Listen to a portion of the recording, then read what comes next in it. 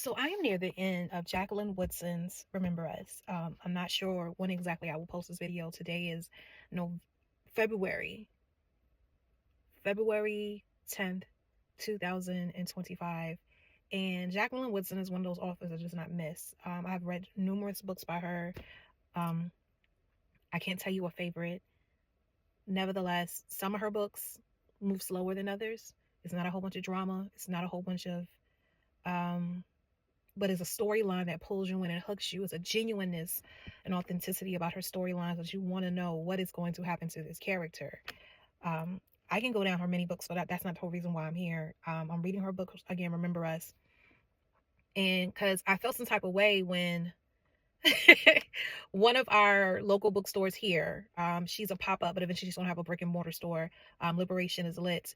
She gave me some donations for my all black author book drive, and I saw one of the books in the stacks, and I'm like, how come I don't have this one? Like, there's a lot of books Jacqueline Woodson has written, and then she also donated 3 copies of Locomotion that she had. Yes, the author Jacqueline Woodson donated 3 copies of Locomotion, which I think is one of the first. I think it's one of the first books I read by her. I cannot tell you. Nevertheless, Remember Us, you have this young lady who is trying to figure, she's not even trying to figure out who she is. She knows who she is. She's a baller. This is in the 1970s. She's a Knicks fan. She lives in the Bronx. And either it was the Bronx or Bushwick, one of the two. And I don't know if that's the same place. If I'm getting this wrong, my bad. But father died. He was a firefighter and he died while in duty. And every now and again, she goes back to, who he was, what he meant to her life, their memories. But one thing that she's noticing in their neighborhood is that these random fires are happening. The narrative that's put out there, as I already knew how our country operates, is that the kids, the black and brown kids are setting these fires. When the reality is people who own the buildings were trying to get rid of them. And they were trying to sell it to the highest bidder. So some of these people, what they did was burn the buildings intentionally, whether they hired someone to burn it or whatever they did. And then what did not help with this situation, and I have a feeling they knew this was happening, is the fire department in New York City suffered great loss. So as a result, they cut it, but it was in areas that didn't have as much money. Like the fire marshals, the budget was cut. So certain areas weren't even serviced. And they said things like by the time the fire department would show up, sometimes the place would already be burned down, or it was nothing they could do when they finally did show up. And I'm getting this from me reading her book, made me look this up. And it took me a while. It took me to do some digging. As a matter of fact, I had to go back and finish writing the essay. And there's a young lady, I'll put the name of the documentary. She finally decided to come out with the documentary because she said, when you look up about, they call the area the matchbox. That's how much buildings were getting caught on fire. Is that, again, the narrative was put out there that kids were doing this and the kids were not doing it. And the sad thing was, it was like, Sage, who's the main character in the book, you don't know whose building is going to go up next. And keep in mind, your building goes up or your apartment goes up or your home goes up, you're displaced and you have to move. Not everybody could afford to move. And I know I'm all over the place and I hope you're following me, but it just bothered me, just the injustices rich have done to our people. The rich people, let's be real, some of these people are white.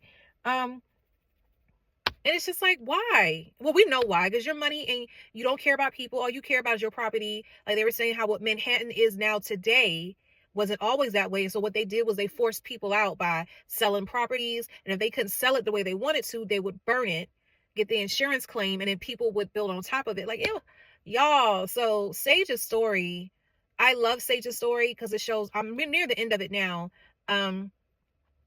But there's a certain scene where Sage is confronted by, I don't remember if he was definitely older than her, but I don't know if he was an adult, but he was definitely older than her. And he was like, what kind of girl are you? And he does not assault her, but he confronts her in such a way, it pulls up a wall where Sage was known as being one of the best ballers in the neighborhood. And this is before WNBA, of course. She saw herself playing in the NBA. She said, I'm that good. To the point where she would go on the block and play ball.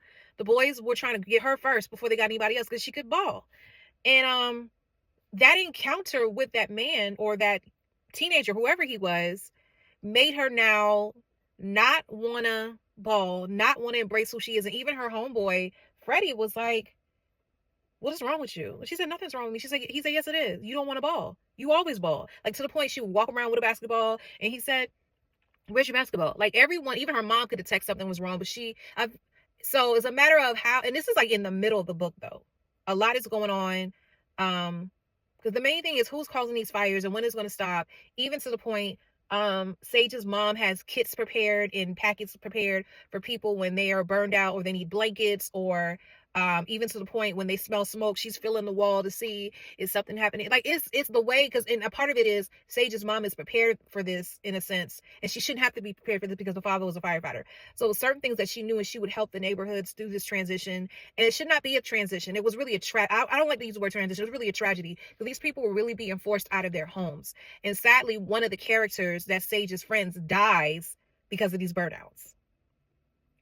So it's a happy story, and it's not totally depressing, but then you hear the theme of Matchbook and the fires, and I immediately thought about also the book Okoye by Ibi Zoboi. Now, even though hers was based in current time, what was happening with the drug they were taking, it was causing them to be fascinated with fires and causing fires, and they were burning the neighborhood down there. That a certain person who she admits her family used to own the neighborhood, a white prominent family, and they were trying to get the neighborhood back by burning the buildings down and reclaiming the property. Like I was like, I wonder, was Ibi Zoboi pulling from that narrative from the 70s? So this is the history they don't want us to know about. This is the history they don't want us to tell. And they said, and sadly, once they started really investigating the fires, all of a sudden the fires stopped. Like when I was looking at the article, and the article basically was highlighting what was said in the documentary. Once they started putting pressure on people about, you need to, it's not us setting the fires, these other people, the owners, then all of a sudden the fires stopped. And to me, all those families that were displaced because of those fires should, this is when people say we don't deserve reparations. You, number one, don't understand the history of our country when it comes to slavery. Number two, you don't understand the number of tragic things that are happened to people of color because of injustices, and we will never receive recompense and restoration for that. And it needs to be done.